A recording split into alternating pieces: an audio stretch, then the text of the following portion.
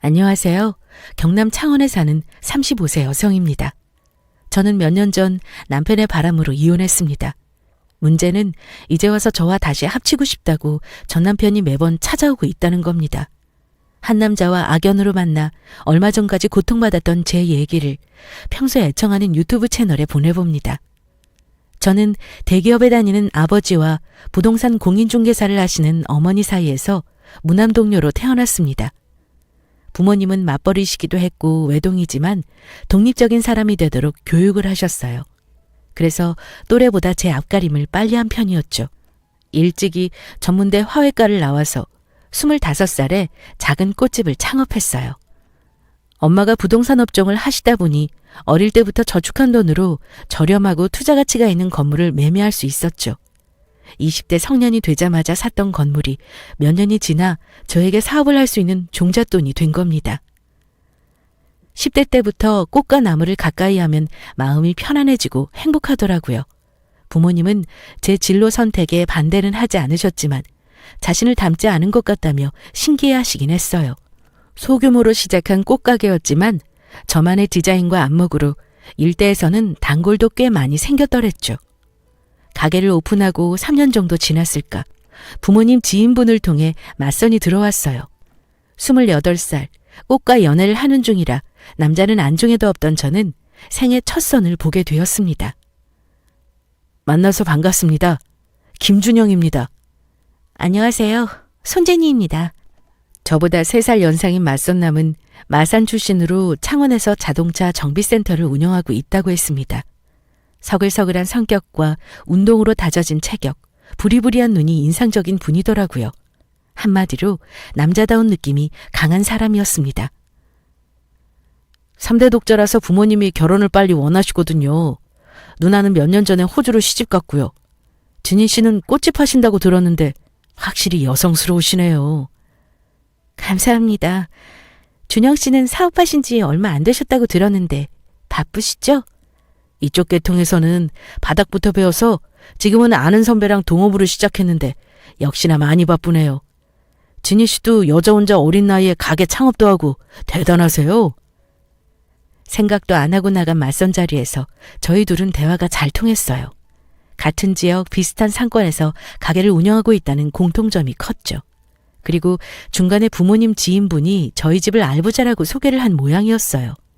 맞선남은 제가 부동산을 갖고 있고 어린 나이에 자산 운용을 하게 된 점을 흥미로워하면서 질문을 많이 하더라고요. 남자 쪽에서 적극적으로 나와서인지 우리는 빠른 시간 내에 사귀게 됐고 자연스럽게 양가 인사도 하게 됐어요. 특히 예비 시댁 쪽에서 고등학교 교감을 하시는 예비 시아버지가 공직에 계실 때 빨리 결혼하기를 원했어요. 물론 저희 친정에서도 남편이 성격이 좋다고 좋아하시고요. 그래서 만난 지 1년 만에 우리는 바로 결혼을 하게 됐습니다. 저는 특히 저와 다른 남편의 성격이 마음에 들었어요. 내성적인 면이 많은 저와 다르게 남편은 시원시원한 성격에 적극적이었거든요. 데이트를 하든 어떤 일을 결정할 때 남편이 리드를 하니까 우유부단한 제게 부담이 줄어서 좋았고요. 시아버님은 무뚝뚝하고 보수적인 분이었고 시어머니는 친구같이 친근하고 귀여운 분이셨어요. 두 분 모두 저를 많이 챙겨주시려고 노력하는 게 눈에 보여서 낯을 많이 가리는 제가 한결 편하게 대할 수 있어서 좋았어요. 신혼집은 남편 명의로 된 아파트를 시댁에서 사주셨어요. 결혼식 전에 집을 고르라고 하셔서 위치도 서로 가게 중간 위치에 있는 아파트를 선택했죠. 결혼을 하고 가장 눈에 띄는 점은 친정아버지와 남편이 유독 사이가 좋다는 거였어요. 안 그래도 아들이 있어서 같이 사우나도 가고 운동도 하고 싶다고 노래를 부르던 아버지였는데 남편이 알고 보니 아빠의 고등학교 후배였지 뭐예요? 물론 까마득한 후배이기는 했지만요. 또 아버지가 중공업 계통의 일을 하고 있으니 남편과 말이 잘 통하는 점도 한몫했습니다. 누가 보면 부자지간이라고 할 정도로 얼마나 친근하게 잘 지내는지 딸인 제가 봐도 셈이 날 정도였어요. 결혼한 지 1년이 됐을 때 남편과 동업하던 선배가 부득이하게 개인 사정으로 사업을 접어야 했는데 작은 문제로 고민하고 힘들어할 때도 가장 먼저 남편에게 손을 내밀어준 사람이 저희 친정 아버지였어요. 아버지는 30년 넘게 다니던 대기업을 퇴사하고 받은 퇴직금 중에 2억을 흔쾌히 남편에게 빌려주시더군요. 남편도 친부모도 안 해준 일을 해주셨다고 적지 않게 감동받은 눈치였어요. 제가 부모님께 따로 부탁드린 것도 아니고 저와 결혼을 했으니 남편을 자식으로 생각하시는 건 둘째치고 남편이 그만큼 아들처럼 친정 부모님께 잘한 건 사실이었으니까요. 내가 부자라서가 아니라 퇴사하고 노후에 부동산에 투자하려고 생각해둔 돈이야. 몇십 년간 고생해서 일하고 받은 돈이라 더 가치가 있는 돈이기도 하고 자네는 이제 내 아들이기도 하니까 도움이 됐으면 좋겠네. 아버님, 이 은혜를 어떻게 갚아야 할지 모르겠습니다. 남자가 사업하다가 힘들 수도 있지. 여유 생기면 갚아. 대신 우리 딸한테 더 잘해줘야 하네. 네, 물론이죠. 감사합니다, 장인어른. 그래도 다행인 건 혼자 사업체를 운영하게 된 남편은 급한 불을 끄고 난 후로 자리를 잡았습니다. 대신 결혼 2, 3년 차에는 너무 바빠져서 일주일에 얼굴을 한번 볼까 말까 하다는 문제가 생기긴 했죠. 여보, 오늘도 정비센터에서 자고 와요? 저녁이라도 같이 먹으면 좋은데. 미안해. 요새 한창 일 많은 시기라 더하네. 대신 다음 주에는 꼭 집에 갈게. 2년 사이에 사업 규모도 더 커져서 직원 수도 더 많이 늘렸다고 했어요. 가끔 집에 못 들어오는 남편이 안쓰러워서 반찬에 갈아입을 옷 빨랫감을 챙겨오고는 했죠. 늘 저에게는 자상하고 칭찬을 많이 하는 남편이어서 결혼 3년 차에도 딱히 불만이 있거나 서운함이 있지는 않았어요. 많이 바쁜 것만은 빼고요. 시간도 빠르지. 어느덧 결혼한 지 3년이 돼가더라고요. 결혼기념일을 2주 남긴 어느 날이었어요. 다른 이벤트를 챙기지는 않아도 각자의 생일과 결혼기념일 정도는 데이트도 하고 특별하게 보내고 있었기에 올해는 어디서 같이 시간을 보낼까 고민을 하던 때였죠. 오랜만에 집안 대청소를 한다고 이곳저곳을 청소하다가 서재 책상 서랍에서 선물 케이스를 발견했어요. 붉은 장미꽃을 연상시키는 크리스탈로 만들어진 머리핀이었죠. 딱 봐도 손수 제작한 수공예 제품 같아 보였어요. 내가 꽃을 좋아하니까 이번 결혼기념일 선물로 저걸로 사뒀나 보다 하고 설레더라고요. 요새 매번 바쁘다고 신경 못 써줘서 미안하다 하더니 이렇게 미리 선물도 준비하고 감동이었어요. 결혼기념일 당일날 남편은 오늘도 일이 많아 야근을 해야 한다며 함께 시간을 못 보내 미안하다고 하고 끝이 나더라고요. 워낙 지난 2년간 계속 있었던 말들과 일이었기에 괜찮다고 생각했는데 그날은 섭섭함에 눈물이 찔끔 나왔어요. 결혼하고 오빠 사업 어려워지고 자리 잡는다고 바쁘고 고생한 건 알겠는데 우리 기념일까지 있고 함께 못하는 건 진짜 아닌 것 같아. 진이야, 내가 나 혼자 잘 살겠다고 이러는 것 같아?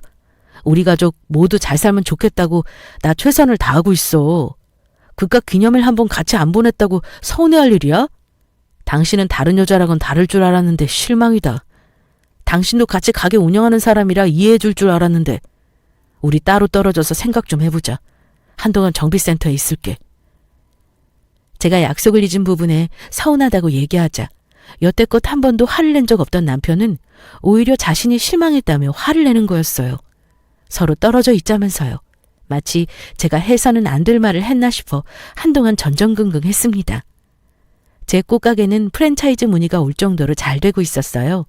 창원에서 유명한 백화점 문화센터에서 꽃꽂이 강의도 맡아서 하며 바쁜 나날을 보내고 있었죠. 3개월 강의반 1기, 2기를 무사히 마치고 3기 수강생 첫 수업 날이었어요. 낯이 익은 예전 수강생들과 신규 수강생들 12명이 모였더라고요. 첫날은 오리엔테이션 개념으로 서로 인사하고 앞으로 수업 방향에 대해 가볍게 얘기하는 형식이었어요. 각자 인사를 하고 얘기를 나누는데 유독 한 여성분이 저를 뚫어져라 쳐다보더군요. 화려하고 매력적인 생김새의 미인이었어요. 안녕하세요. 워낙 입소문이 좋은 강의라 들어보고 싶어서 수강했어요. 한수민입니다. 잘 부탁드려요, 손진희 선생님. 첫 수강이시군요. 반갑습니다. 3개월 동안 잘 지내봐요. 웃으면서 회원분과 인사를 나누는데 순간 제 눈에 머리에 꽂혀있는 머리핀이 눈에 들어왔어요.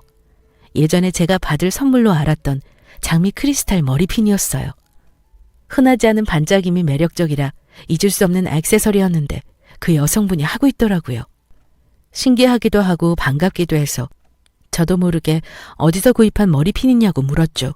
그랬더니 선물 받은 제품이라 어디서 샀는지는 모른다고 살포시 웃더군요. 순간적으로 기분이 묘해져서 여자분 얼굴을 한 번 더 쳐다보게 됐어요. 남편은 진심으로 화가 덜 풀렸는지 약 한 달가량을 정비센터에서 보내더라고요.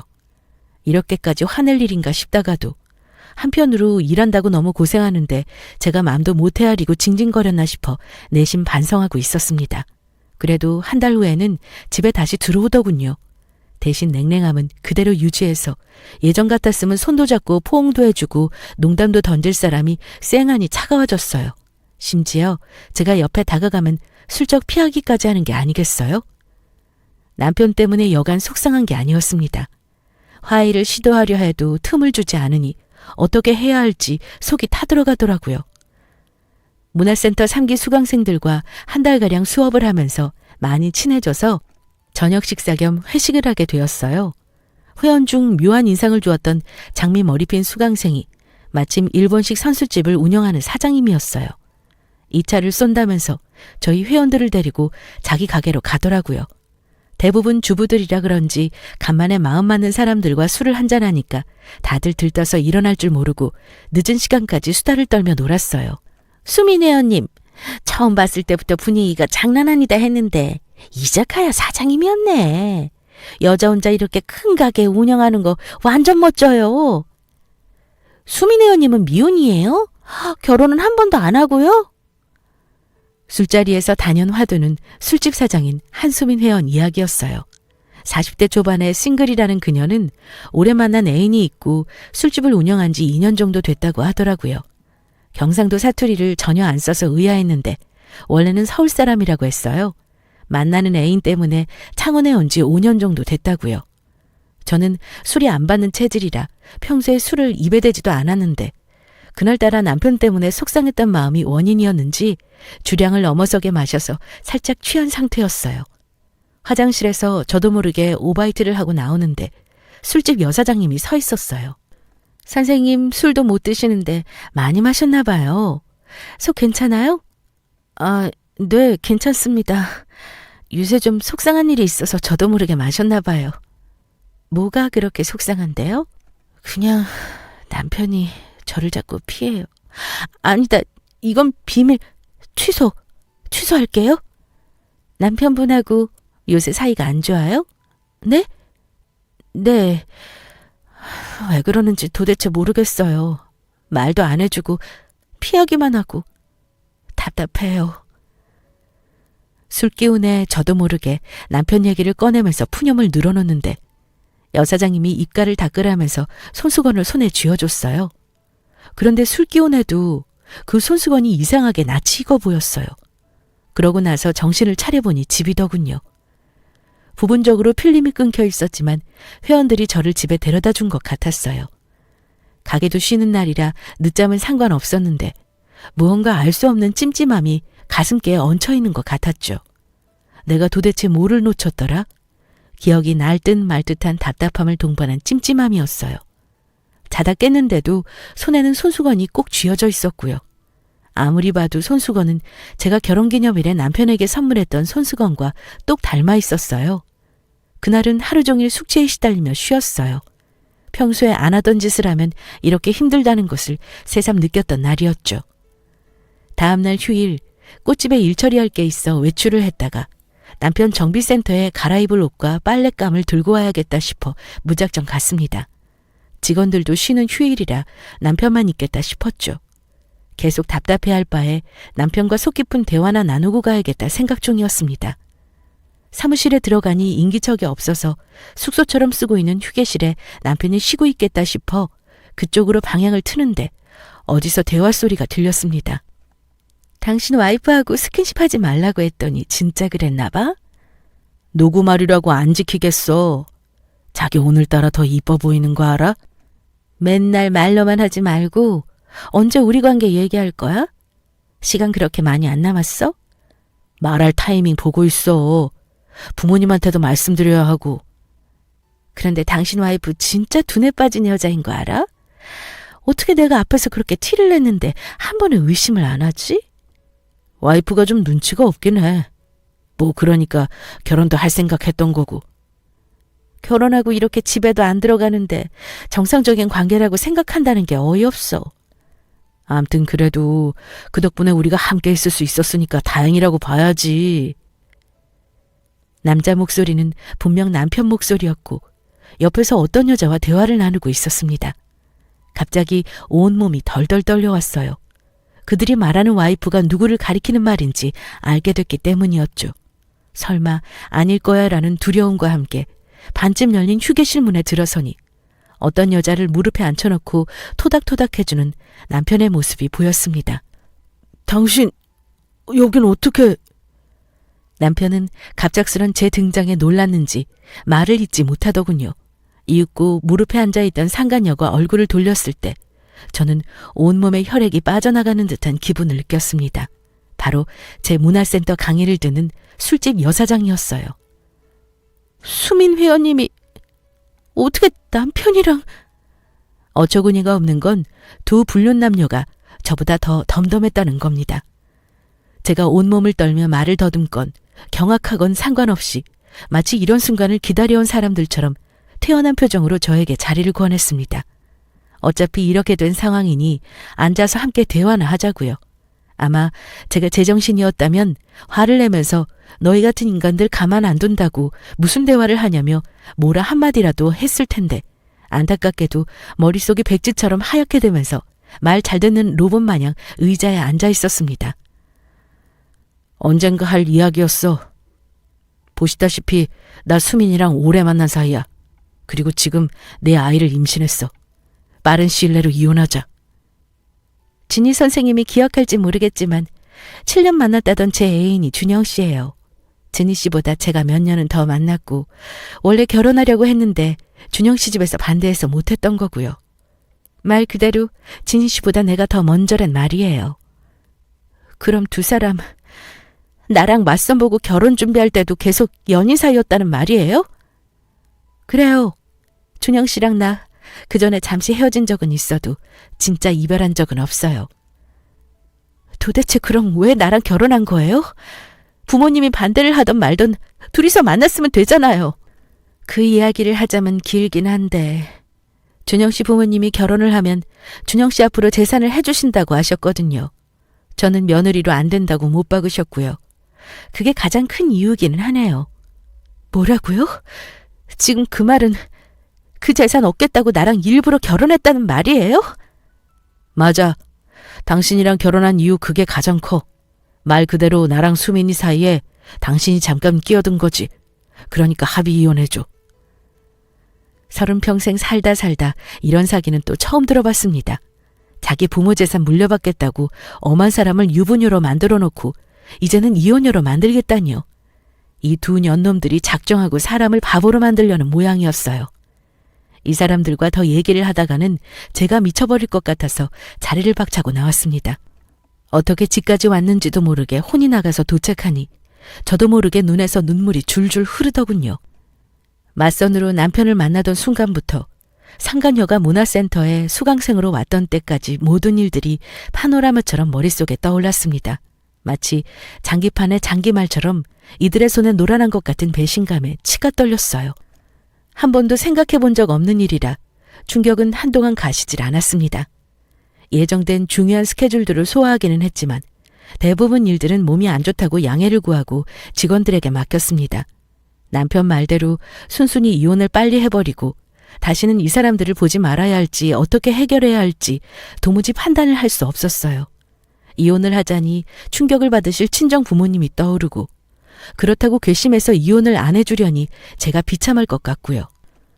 혼란스러운 시기에도 백화점 문화센터에 강의를 갔더니 상간녀가 여전히 수업을 들으러 왔더군요.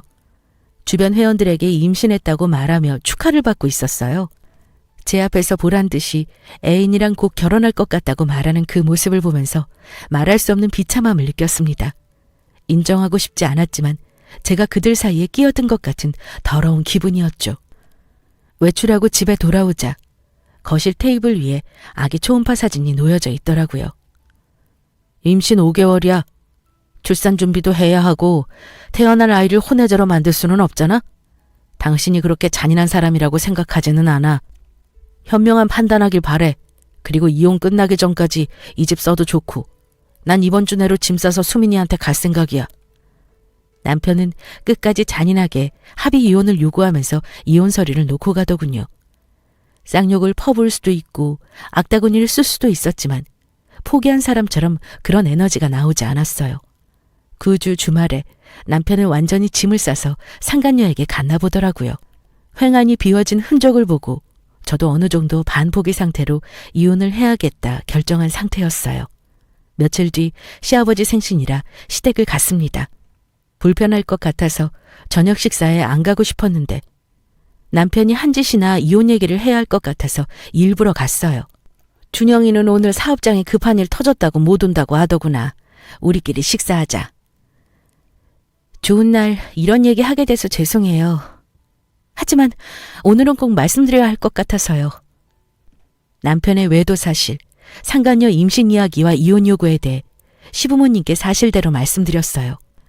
시아버지는 잠시 조용히 이야기를 들으시더니 좋은 날 내가 이런 얘기를 들어야겠냐며 역정을 내시고 방으로 들어가셨습니다. 반면 시어머니는 덤덤한 얼굴이시더라고요.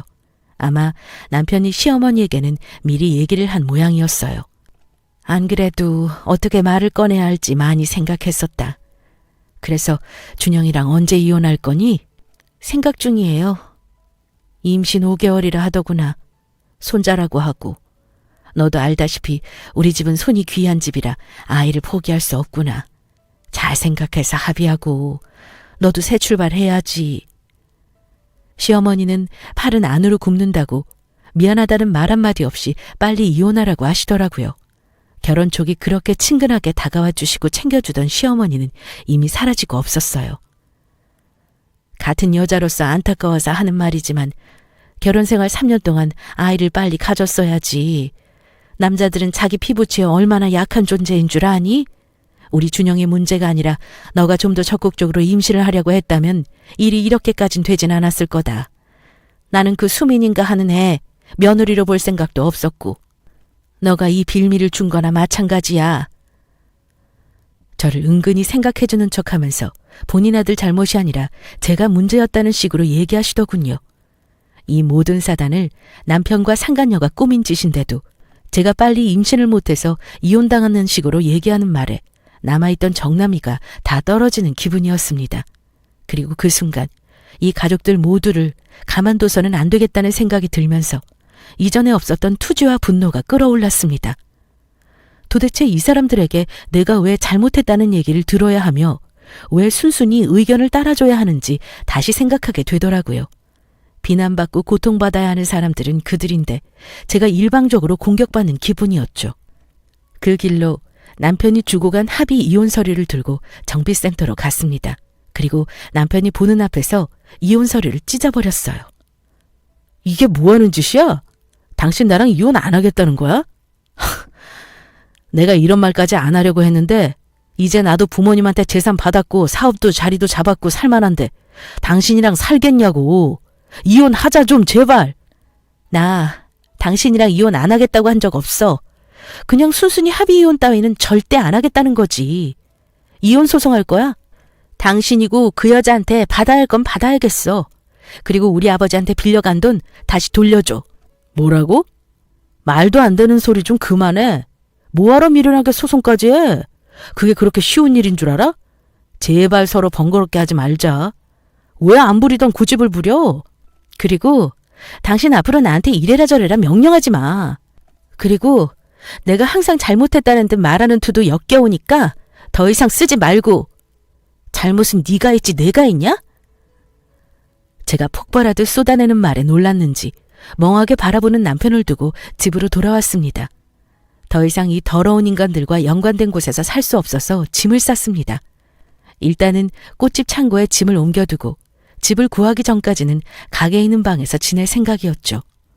돈에 환장한 사람들이니까 순순히 위자료나 빌린 돈을 줄 것 같지는 않았습니다. 수소문을 해서 상간 이혼 전문 변호사를 고용했습니다.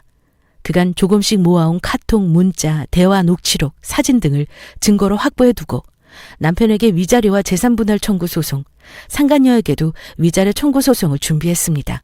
특히 친정아버지가 빌려준 2억을 돌려받은 부분을 준비하기 위해서는 친정부모님께 어쩔 수 없이 모든 얘기를 해야 했어요. 처음 남편의 이야기를 들으시고 남편은 꽤나 충격에 잠기시더군요. 그리고 이내 곧 엄청난 분노와 배신감을 느끼셨는지 이 족속들을 가만히 안 둔다고 난리셨어요. 저는 오히려 이제 덤덤히 현실을 받아들이는 수준까지 왔기에 우리가 흥분하고 감정적으로 대응할 필요는 없고 차분하게 법적으로 대응하고 받아낼 게 있으면 모두 받아내고 끝내면 된다고 설득했어요. 부모님도 침착하고 이성적으로 대응하는 제 모습에 도리어 놀라시더군요. 친정아버지 돈을 변제하라고 남편과 얘기를 다시 한번 나눴지만 합의가 안 됐습니다. 예상을 했던 부분이라서 민사소송으로 손해배상 청구를 별도로 신청했어요. 다행히 아버지에게 남편과 나눈 문자, 카톡 내용이 남아있었고 무엇보다 입금 내역이 증거가 되었기에 별 문제는 없었습니다. 10개월 동안 이혼 소송을 진행하면서 웃지 못할 해프닝도 일어났는데 이 불륜 커플이 소송 중에 결혼식을 올린 거였습니다.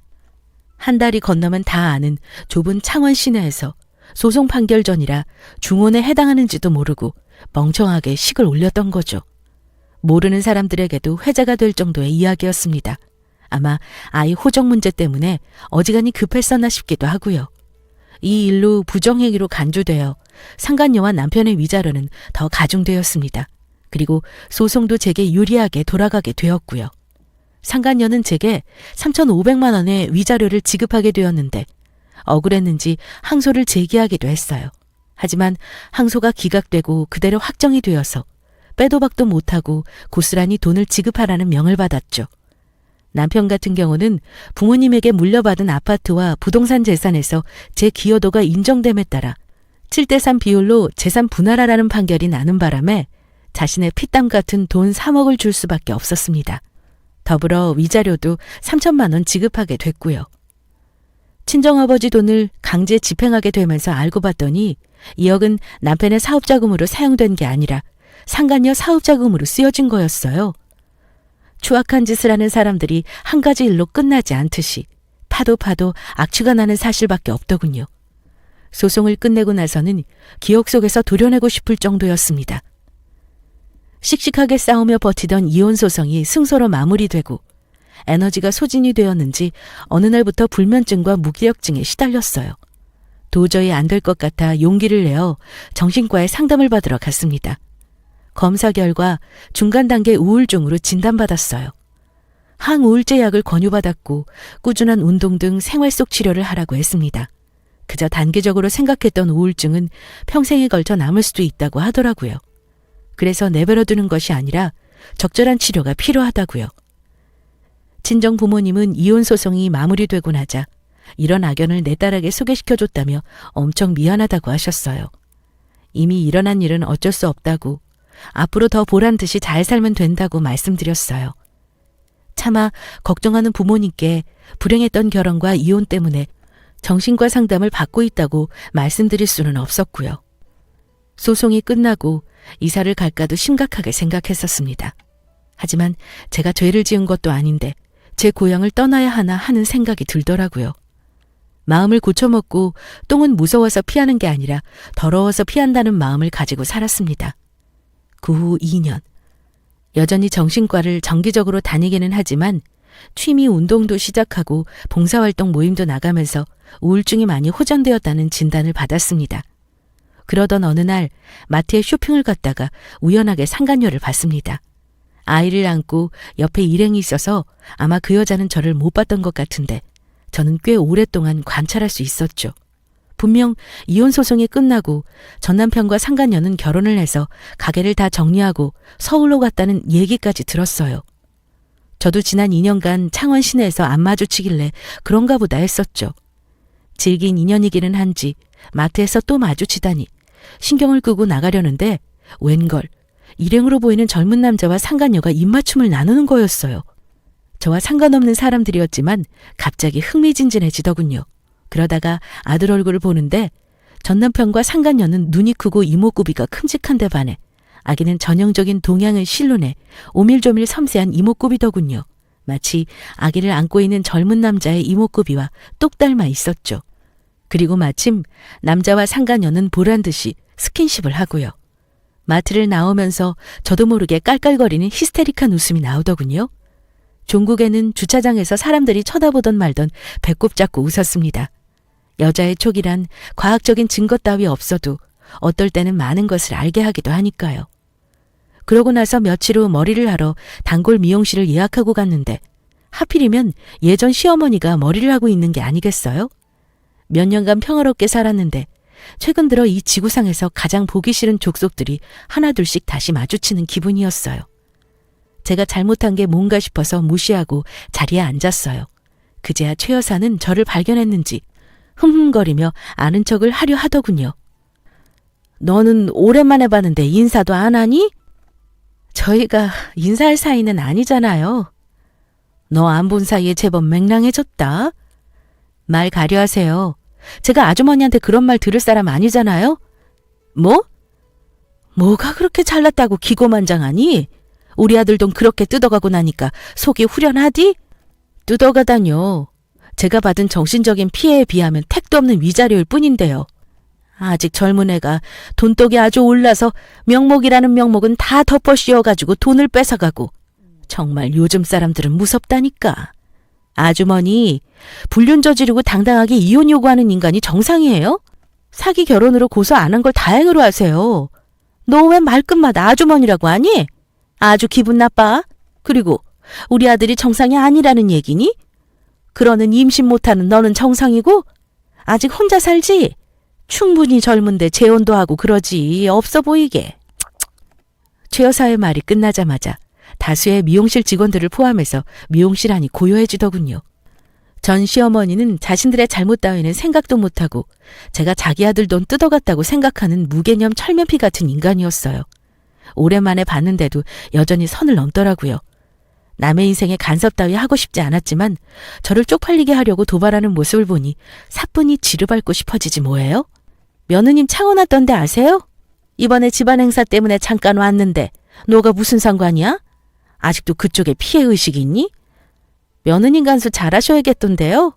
그 좁은 마트 안에서 웬 젊은 남자랑 눈 돌아서 훤한 대낮에 뽀뽀나 하고 있고 그 정도면 바람인가 발정인가 모르겠네요. 뭐라고? 이게 어디서 말 함부로 하고 있어? 남의 며느리한테? 며느님과 스킨십 하던 그 남자 되게 귀한 손주랑 똑 닮아 있던데 아이 태어나고 나서 이상한 거 못 느끼셨어요?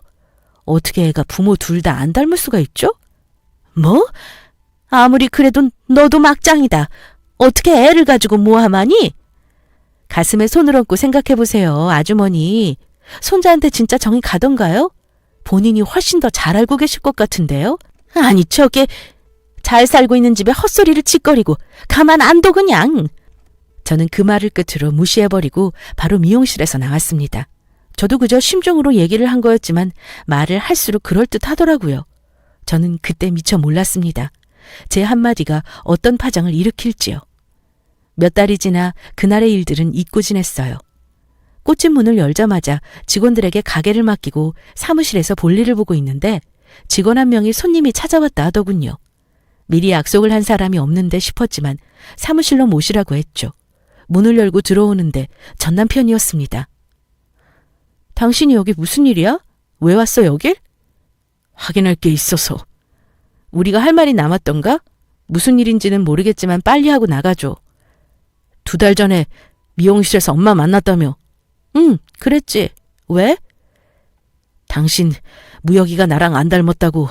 마트에서 수민이랑 어떤 남자가 스킨십하는 거 봤는데 그 남자랑 무혁이 닮아 보였다고 했다고. 그 길로 엄마가 친자 검사하셨어. 그런데 내 친자가 아닐 확률이 99.7% 나왔더라고. 혹시 이 사진 속 남자가 당신이 마트에서 수민이랑 같이 있는 거 봤다는 사람이야? 전 남편은 사진을 제게 보여주며 확인해보라고 했어요. 마트에서 봤던 그 젊은 남자더군요. 저는 그 남자가 맞다고 했죠. 상간남이었던 모양이야. 8살 연하라는데 아마도 그 남자가 아이 친부겠지 싶어. 그래?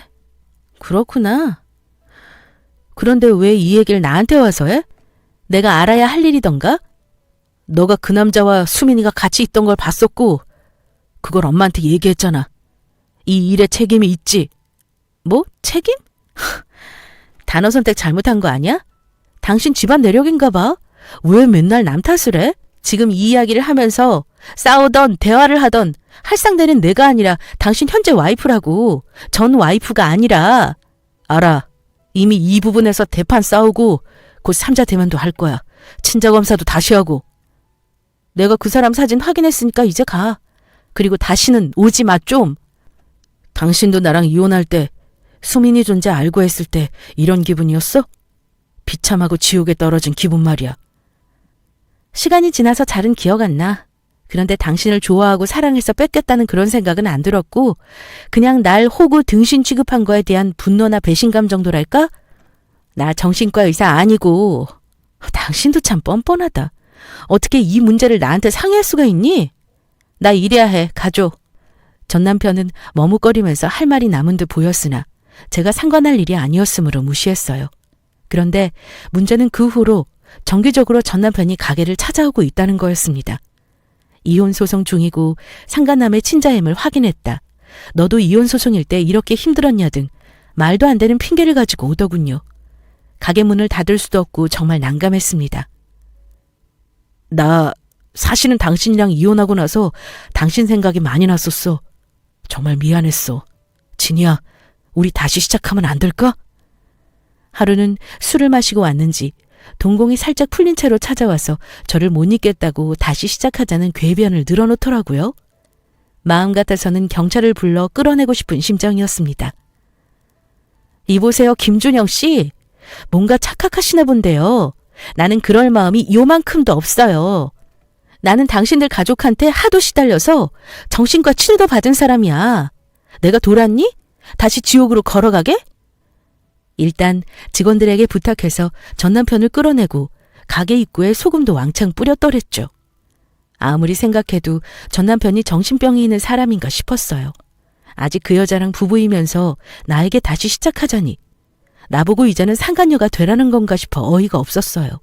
또 전 남편이 가게에 찾아올 때는 직원들에게 제가 출장 중이라고 하라고 시켰어요. 그런데 몇 주 지나자 약발이 떨어졌는지 사무실로 막 밀고 들어오더라고요. 나 마지막으로 말할게. 다음에 또 이렇게 막무가내로 들어오고 찾아오면 법적으로 해결하고 경찰도 부를 거야. 당신이랑 다시 시작할 일은 없어. 꿈도 꾸지 마. 내가 여전히 만만하니? 난 당신하고 이렇게 얼굴 보고 대화하는 것도 싫고 당신 가족들도 다 꼴 보기 싫어. 제발 내 인생에서 꺼져줘. 진이야, 제발. 내가 이렇게 무릎 꿇고 사죄할게. 너한테 상처 준 거 진짜 미안해. 이렇게 아프고 힘들 줄 몰랐어. 당신도 당해보니까 내 맘 알겠어? 그러니 인생 똑바로 살아. 남의 눈에 눈물 나면 당신 눈에는 피눈물 나는 거야. 그리고 이제 와서 사과하고 정상인인 척 하지 말아줄래? 결국 그날 경찰을 불러 전 남편을 끌어내고 나서야 지긋지긋한 만남이 끝이 났습니다. 전 남편은 끝까지 진상인 게 전 여자친구 혹은 전 부인을 만만하고 쉽게 생각하는 나쁜 남자의 습성, 그 이상도 그 이하도 아니었던 거였죠. 끝까지 내가 왜 이런 더러운 꼴을 봐야 하나 싶었지만 싫어하는 마음을 품는 것조차 아깝게 느껴졌어요. 상간녀와 전 남편은 끝내 합의 이혼을 했다고 하더군요. 그러고 나서 전 남편이 폐인이 됐다더라는 소문도 돌고요. 알고 싶지도 않았지만 좁은 동네에서 카더라 소문은 왜 그렇게 쉽게 퍼지는지 아직도 의문입니다. 저는 꽃집 프랜차이즈 사업을 경상도 권역으로 넓히면서 부산으로 본사를 이전시켰습니다. 현재는 창원과 부산을 오가면서 일을 하고 있는 중이죠. 사업을 하면서 다양한 사람들을 만나보면 가끔 예전 남편이나 시댁 사람들 같은 후한무치 유형의 사람들을 볼 때가 있습니다. 어리고 순진하기만 했던 시절에는 어리숙하게 당했지만 지금은 단호하게 손절을 하는 편이에요. 그런 사람들에게는 틈을 주면 안 된다는 걸 깨달았거든요.